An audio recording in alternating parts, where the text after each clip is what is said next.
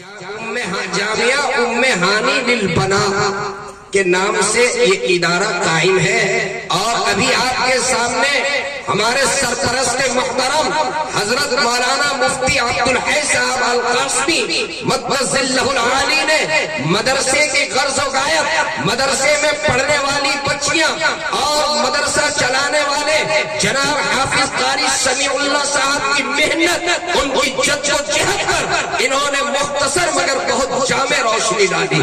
میرے دوستو، قرآن کریم میں اللہ رب العزت نے ایک بہت خوبصورت واقعہ نقل فرمایا ہے۔ اللہ تبارک و تعالی نے قرآن کریم میں حضرت یعقوب علیہ السلام کا ایک واقعہ نقل فرمایا ہے۔ حضرت یعقوب علیہ السلام جب آخری وقت میں تھے، بستر مرگ میں تھے، ان کے تمام بچے حضرت یعقوب علیہ السلام کے ارد گرد بیٹھے ہوئے تھے۔ اس وقت حضرت یعقوب علیہ السلام نے اپنے بچوں سے، اپنی اولاد سے انہوں نے ایک سوال کیا۔ میں آپ کو وہ سوال بتاؤں اس سے پہلے میں آپ کو یہ بتانا چاہتا ہوں کہ حضرت یعقوب علیہ السلام کون ہیں؟ یہ کون تھے؟ حضرت یعقوب علیہ السلام اللہ کے پیغمبر، ان کے والد حضرت اسحاق علیہ السلام اللہ کے پیغمبر، ان کے چچا حضرت اسماعیل علیہ السلام اللہ کے پیغمبر، ان کے دادا حضرت ابراہیم علیہ السلام نہ صرف اللہ کے پیغمبر بلکہ ان کے بعد آنے والے تمام پیغمبروں کے باپ اور ان کے فرزند حضرت یوسف علیہ السلام اللہ کے پیغمبر، باپ پیغمبر، چچا پیغمبر، دادا پیغمبر، وہ بیٹا پیغمبر۔ آپ سوچ سکتے ہیں وہ تقویٰ کے کس مقام پر ہوں گے، جس خاندان میں پیغمبری کا سلسلہ، وہ تقویٰ کے کس اعلیٰ مقام پر فائز ہوں گے۔ اس کے بعد حضرت یعقوب علیہ السلام اپنے بچوں سے سوال فرماتے ہیں، ما تعبدون من بعدی، یہ بتاؤ کہ تم میرے بعد کس کی عبادت کرو گے؟ تم میرے بعد کس کی عبادت کرو گے؟ میرے دوستو، میرے نوجوان ساتھیوں، اس اجلاس میں آئے ہوئے میرے بزرگوں، حضرت یعقوب علیہ السلام نے یہ سوال کیوں فرمایا؟ اس سوال کی ضرورت کیوں پڑی؟ ان کے دل میں یہ خدشہ کیوں پیدا ہوا؟ اصل بات یہ ہے، حضرت یعقوب علیہ السلام جس شہر میں رہتے تھے وہ ملک مصر، جہاں پر اکثریت غیروں کی تھی، مشرکین کی اکثریت تھی، چاند سورج ستاروں کی پرستش کیا کرتے تھے، بادشاہوں کی پرستش کرتے تھے، مظاہر قدرت کی پرستش کرتے تھے۔ حضرت یعقوب علیہ السلام کو یہ خطرہ لاحق ہوا کہ کہیں ایسا نہ ہو اکثریت اقلیت کو نگل جائے اور یہ میری آنے والی نسلوں کا دین اور ایمان باقی نہ رہ سکے۔ اس لیے حضرت یعقوب علیہ السلام نے یہ سوال فرمایا۔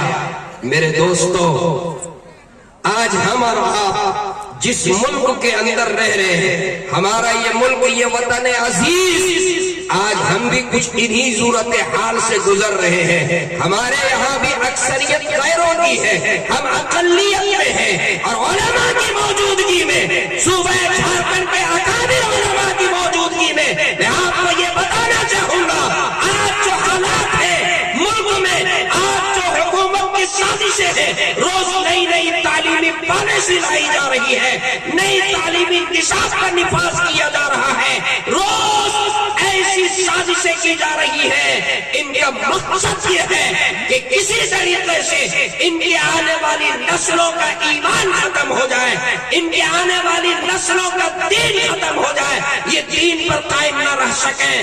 آج دیکھ لیں کیسی کیسی سازشیں رچی جا رہی ہیں، کیسی کیسی تعلیمی پالیسیاں لائی جا رہی ہیں، کیسا کیسا نصاب زبردستی ہمارے اوپر تھوپا جا رہا ہے، اسکولوں کے اندر کیا نظام بن رہا ہے، مخلوط تعلیم کی وجہ سے آج ہماری بچیوں کی مستقبل کس طرح سے ہے، مخلوط تعلیم کی وجہ سے آج کس طرح سے پریشان کیا جا رہا ہے۔ میرے بھائیوں، آج بڑی ذمہ داری کے ساتھ اس اسٹیج سے میں آپ کو یہ پیغام دے کر کے رخصت ہو رہا ہوں، اگر ہم نے آج ہوش کا ناخن نہیں لیا، اگر آج ہم بیدار نہیں ہوئے، اگر ہم سوتے رہے اور اپنا رشتہ ان مدرسوں سے مضبوط نہیں کیا، اپنا رشتہ مدرسوں سے مستحکم نہیں کیا، اپنے مدرسوں کو اگر ہم نے مضبوط نہیں کیا اور اپنے گاؤں میں اپنے محلے میں اگر مکاتب قائم نہیں کیے، قرآن کریم کی تعلیم کا نظام نہیں بنایا، تو کہیں ایسا نہ ہو کہ ہمارے آئندہ آنے والی نسلوں میں ایمان اور دین کے اوپر ڈاکہ ڈال دیا، ہماری آنے والی نسلوں کا ایمان محفوظ نہ رہے۔ یہ مدرسہ ام ہانی للبنات آپ کیا سمجھتے ہیں؟ حافظ سمیع اللہ صاحب کی محنت آپ کیا سمجھتے ہیں؟ اس مدرسے کو کبھی ہلکے میں نہ لیجیے۔ اس مدرسے میں ہماری بچیاں، ہماری بیٹیاں، ہماری بہنیں اس مدرسے میں قرآن کی تعلیم حاصل کر رہی ہیں۔ آج ملک کے حالات آپ کی نگاہوں کے سامنے، روزانہ اخبارات پڑھتے ہیں، روزانہ ٹی وی چینلوں میں اور نیوز چینلوں میں آپ دیکھتے ہیں ارتداد کا دہانہ کھلا ہوا ہے۔ ایک دو نہیں، سینکڑوں کی تعداد میں نہیں، ہزاروں کی تعداد میں، بلکہ میں کہوں تو مبالغہ نہیں ہوگا، لاکھوں کی تعداد میں آج ہماری بچیاں غیروں کے ہاتھ میں چلی جا رہی ہے۔ روز صبح ہوتے ہی نیوز پہ نگاہ پڑتی ہے اور کلیجہ بھوک آ جاتا ہے، کہاں چلا گیا ہمارا سماج، کیا ہو گیا؟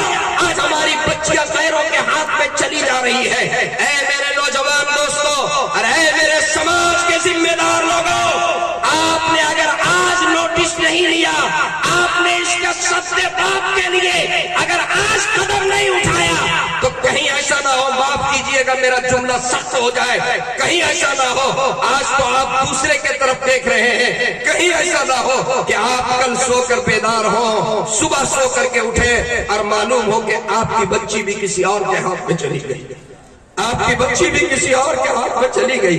اے میرے دوستو، اس کی مختلف وجوہات ہیں، صرف ایک ہی وجہ نہیں ہے، مختلف وجوہات ہیں۔ اس میں ایک وجہ یہ بھی ہے کہ آج جہالت ہے، جو بچیاں غیروں کے ہاتھ میں چلی جا رہی ہے، میں بڑی ذمہ داری سے کہہ سکتا ہوں، بڑی ذمہ داری سے کہہ سکتا ہوں، کاش کہ وہ بچی ام ہانی للبنات میں داخلہ لی ہوتی، کاش کہ وہ بچی کسی دینی درسگاہ میں تعلیم حاصل کی ہوتی، کاش کہ وہ بچی ایمان سیکھی ہوتی، ایمان کی حقیقت، عقائد اور ایمانیات کا تعلیم علم اگر وہ حاصل کی ہوتی، میں بڑی ذمہ داری سے کہتا ہوں وہ کبھی غیر کے ہاتھ میں نہیں جا سکتی تھی، کبھی وہ غیر کے ہاتھ میں نہیں جا سکتی، کبھی وہ مرتد نہیں ہوتی، کبھی وہ ایمان کا سودا نہیں کرتی۔ لیکن ہم تو خواب غفلت میں رہے، ہم تو تلاش میں رہے۔ اب یہ مارچ کا مہینہ آیا، ایڈمیشن کا وقت ہوا، ہم ایک نہیں 10 اسکول کا جائزہ لیتے ہیں اور اسکولوں کا جائزہ لے کر کے اور اپنی بچیوں کو اور اپنے بچوں کو عصری تعلیم کے لیے اسکولوں میں لے کر آپ داخلہ کرواتے ہیں۔ لیکن بڑی ذمہ داری سے میں پوچھتا ہوں، ذرا غریبان میں ہاتھ ڈال کر کے یہ بولیے، اتنے بڑے مجمع میں کتنے لوگ ایسے ہیں جنہوں نے اپنی بچی یا اپنے بچے کے دین اور ایمان کے تحفظ کے لیے ایسی درسگاہ مدرسے کا ایک نہیں بلکہ 10 مدرسے کا جائزہ لیا ہو، جہاں پر میری بچی کی صحیح تعلیم ہو، میرا بچہ مسلمان بن جائے، میرا بچہ ایمان والا بن جائے۔ آپ نے کبھی 1 سے 2 مدرسہ جانے کی بھی زحمت کبھی گوارا کی؟ بڑی ذمہ داری سے کہتا ہوں کہ نہیں، آپ کو اپنے بچوں کی فکر نہیں ہے، آپ کے اپنے آنے والی نسلوں کی فکر نہیں ہے۔ میرے دوستو، ان مدرسوں سے اپنے تعلق کو مستحکم کیجئے۔ اور ایک بات میں دوسری وجہ ایک اور بیان کر کے اپنی بات کو میں مختصر کر دیتا ہوں۔ ارتداد کا جو دہانہ کھلا ہے اور ہماری بچیاں جو غیروں کے ہاتھ میں چلی جا رہی ہے، اس کی کئی وجہ ہے۔ بنیادی وجہ یہ ہے کہ وہ بچیاں وہ جہالت کی وجہ سے، تعلیم نہ ہونے کی وجہ سے، ایمان نہ سیکھنے کی وجہ سے وہ غلط قدم اٹھاتی ہے۔ دوسری وجہ جو ہے وہ مخلوط تعلیم ہے، مخلوط تعلیم۔ آپ انتظام کیجئے، ایسے ادارے کا انتظام کیجئے، اپنے محلے میں ایسا ادارہ قائم کیجئے، اپنے محلے میں، اپنے شہر میں ایسا ادارہ قائم کیجئے جہاں مخلوط تعلیم نہ ہو، جہاں مخلوط تعلیم نہ ہو۔ آپ کی بچیاں وہاں پردے کے ساتھ جا کر کے اور تعلیم حاصل کر سکیں۔ آپ کی بچیاں وہاں پر پہلے قرآن پڑھے، پہلے دینیات پڑھے، پہلے ایمان سیکھے، پہلے عقائد کا علم اسے حاصل ہو جائے، اس کے بعد آپ کی بچی جو ہے وہ ڈاکٹر بنے، سب کچھ بنے، لیکن پہلے وہ بچی آپ کا وہ بچی دیندار بن جائے۔ اس لیے آپ ایسے اداروں کو قائم کیجئے، ایسے اسکول کھولیے، ایسے دینی اداروں کو قائم کیجئے جہاں مخلوط تعلیم کا نظام نہ ہو۔ اور تیسری بات یہ ہے، آج مجھے کہنے دیجئے، اب ہمارے اس علاقے کے اندر شادی بیاہ کا وقت آ گیا، ایک ایک دن میں 10 20 شادیاں۔ میرے نوجوان دوستو، یہ جو ہماری بہنیں غیروں کے ہاتھ میں جا رہی ہے، اس کی ایک وجہ جو ہمارے معاشرے کے اندر ناسور ہے، تلک اور جہیز کا۔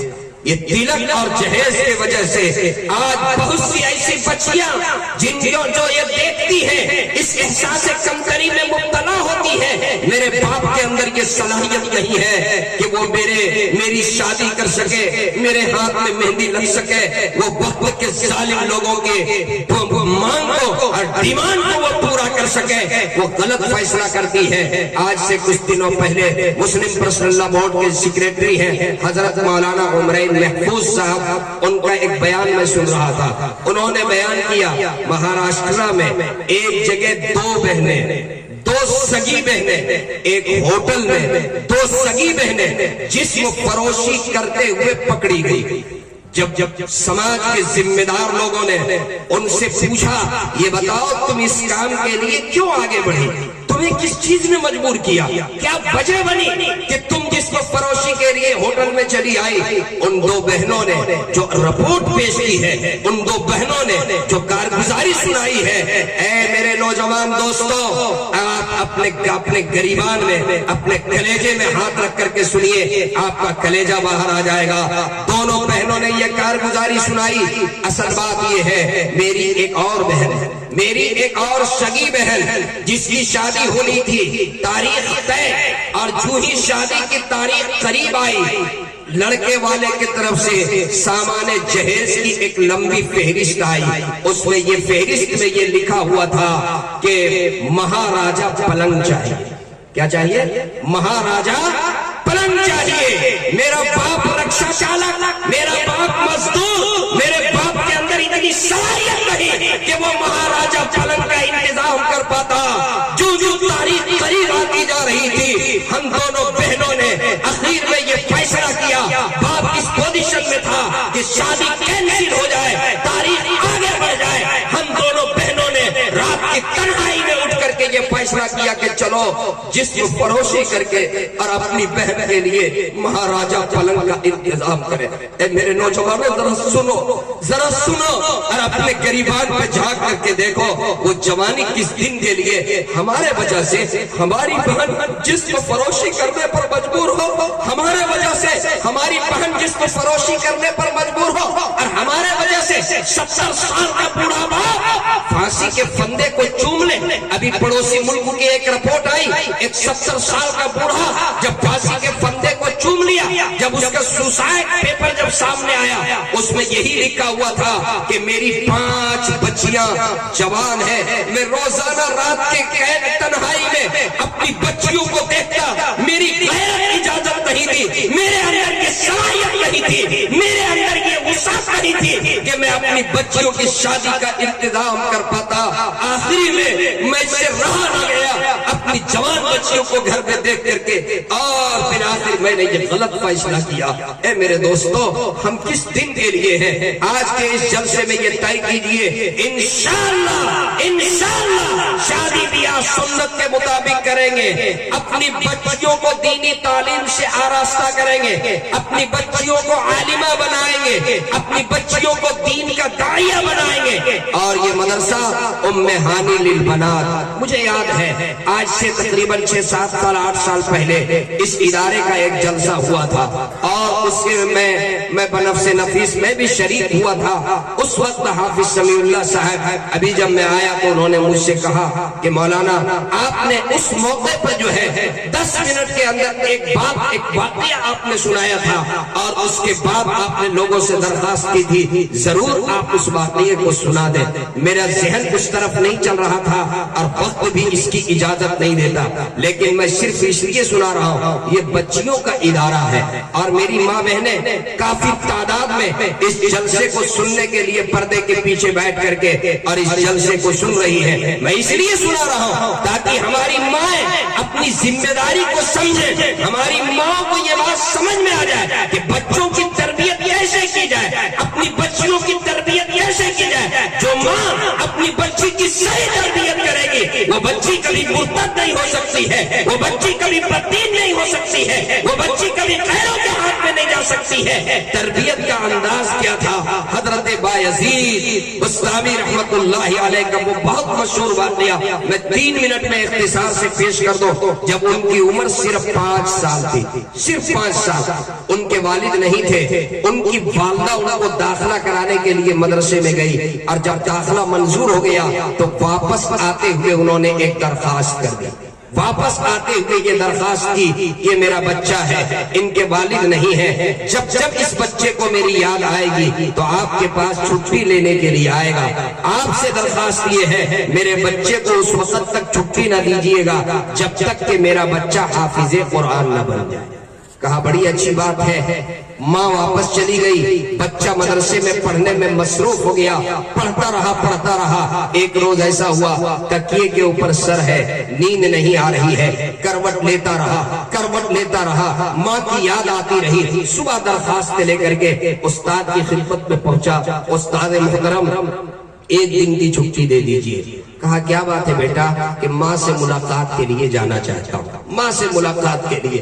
استاد ایک طرف معصوم بچے کے چہرے کو دیکھ رہے ہیں, ایک طرف ماں کی بات یاد آ رہی ہے. استاد نے کہا کہ بیٹا یہ کیسے ہو سکتا ہے, ایسا کرو اگر تم جانا ہی چاہتے ہو تو میں تمہیں ایک تجویز, میں تمہیں جو سبق دوں, ایک شرط ہے, جو سبق میں دوں وہ سبق تم یاد کر کے سنا دو. اگر تم نے سبق سنا دیا تو تمہاری چھٹی ہے, نہیں سنایا تو تمہاری چھٹی نہیں. استاد نے جان بوجھ کر کے 4 دن کا سبق ایک ہی دن میں دے دیا, 1 صفحہ کے بجائے 4 صفحہ سبق, تاکہ بچہ سبق نہ سنا سکے اور پھر جو ہے سانپ بھی مر جائے لاٹھی بھی نہ ٹوٹے. بچہ وہاں سے اٹھا, درسگاہ میں گیا, کتاب نے حل پہ رکھا. جب نشان جو استاد نے نشان لگایا تھا سبق میں, جب اس کو دیکھا تو بچہ مایوس ہو گیا. ماں کی بات یاد آئی. بچپن میں ماں شروع سے یہ سکھلائی ہے کہ بیٹا جب کوئی پریشانی ہو تو اللہ سے مانگنا. بچہ کتاب نے حل پہ رکھتا ہے, اپنا معصوم ہاتھ اٹھاتا ہے, اللہ کے سامنے گڑگڑاتا ہے, دعا کرتا ہے, اے بار الہ, اے اللہ استاد نے جو سبق دیا ہے, اے اللہ تو علیم ہے, تو جانتا ہے. اس سبق کا یاد کرنا 1 دن میں ناممکن تو نہیں لیکن مشکل ضرور ہے, لیکن اے مولا اگر تو چاہے تو مشکل بھی نہیں, اگر تو چاہے تو مشکل بھی نہیں. یہ کہہ کر سبق یاد کرنا شروع کیا, سبق یاد ہو گیا. استاد کی خدمت میں پہنچا, کہا استاد محترم سبق سن لیجئے. استاد نے پوچھا بیٹا سبق یاد ہو گیا؟ کہ ہاں سناؤ. سنانا شروع کیا, ازبر سنا دیا. استاد اپنی انگلی دانت میں دبا کر کے رہ گئے, سبق ازبر سنا دیا. چونکہ پہلے کہہ چکے تھے اگر سنا دو تو چھٹی ہے. کہا بیٹا اب چھٹی ہے, جاؤ تم اپنی والدہ سے ملاقات کر کے آؤ. بچہ خوشی خوشی کھیت کھلیان کے راستے کو طے کرتا ہوا گھر پہنچا.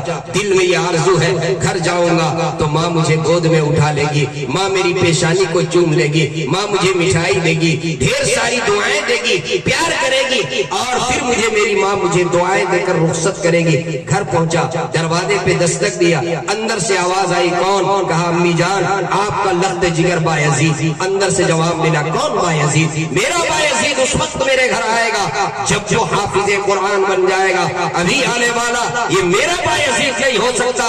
گھنٹوں بچہ دروازے پہ کھڑا رہا, روتا رہا, سسکتا رہا, ماں کی نظر عنایت پانے کے لیے ترستا رہا, لیکن ماں نے یہ کہہ کر دروازہ کھولنے سے انکار کر دیا کہ نہیں, میرا بیٹا اس وقت میرے گھر آئے گا جب حافظ قرآن بن جائے گا. بچہ سمجھ گیا میری ماں نہیں چاہتی تعلیم سے دھیان تقسیم ہو, بغیر ملاقات کیے ہوئے واپس مدرسے میں چلا آیا. جب مدرسے کے صحن کے اندر داخل ہوا اور استاد کی نگاہ بچے کے اوپر پڑی, دور سے استاد نے پکارا بیٹا بایزید کیا تم گھر نہیں گئے؟ بایزید کی آنکھوں میں آنسو آ گئے.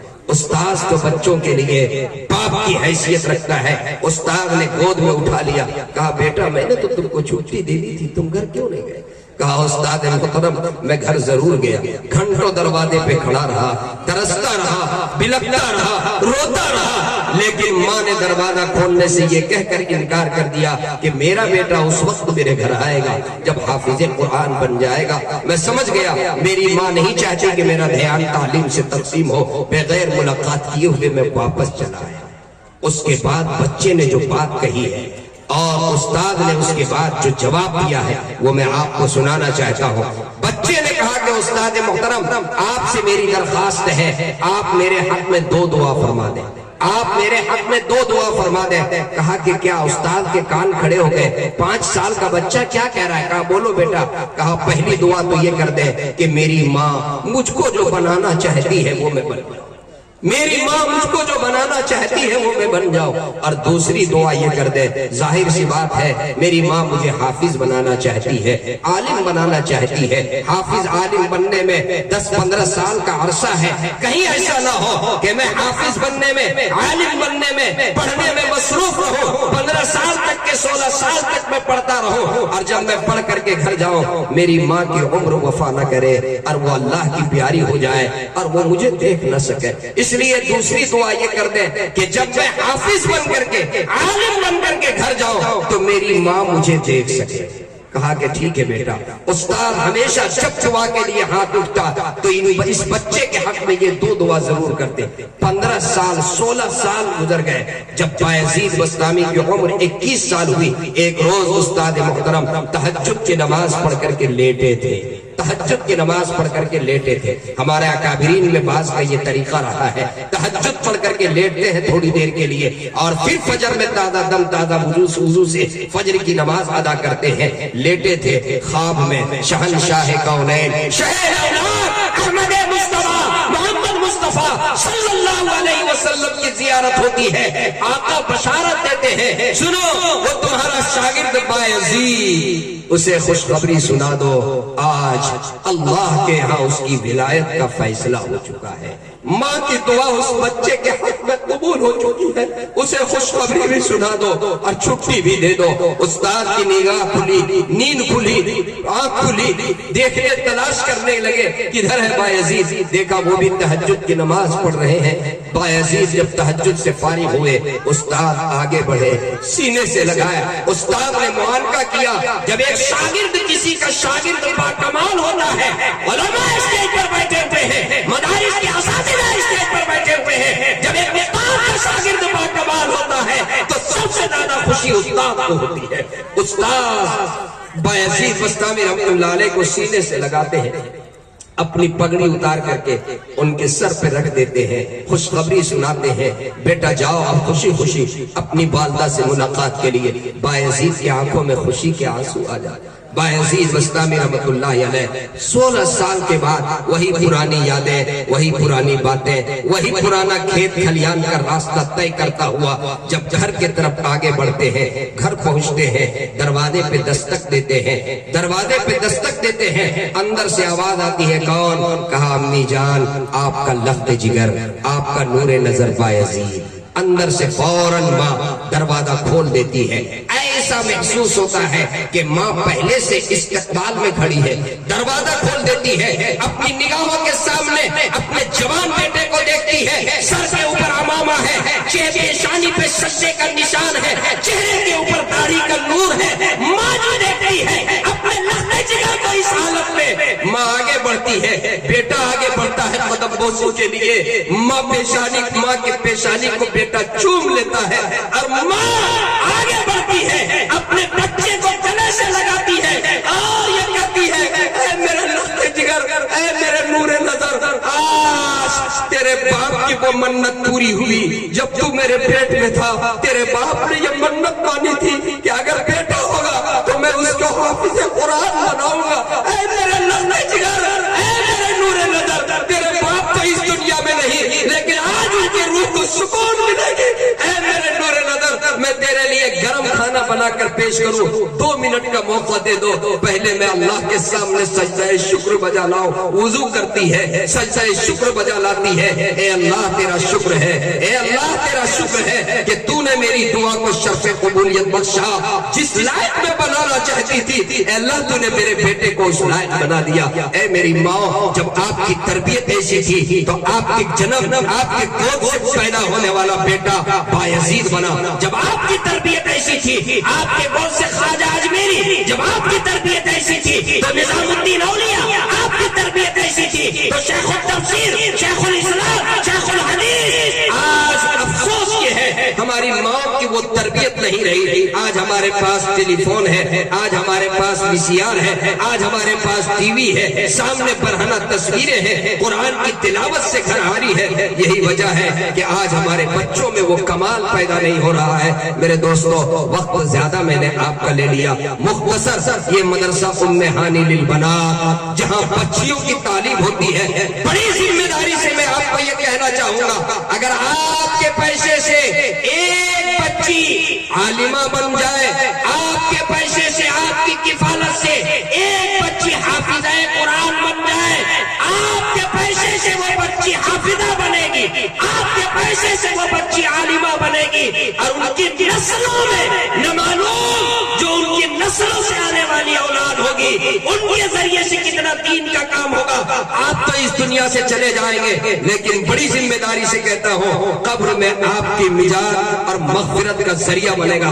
اتنے بڑے مجمع سے میں صرف ایک آدمی ایسا دیکھنا چاہتا ہوں جو کھڑے ہو کر کے یہ اعلان کر دے کہ انشاءاللہ میں جامعہ ام ہانی للبنات میں پڑھنے والی بچی کے لیے 20,000 روپے دے دوں گا انشاءاللہ۔ صرف ایک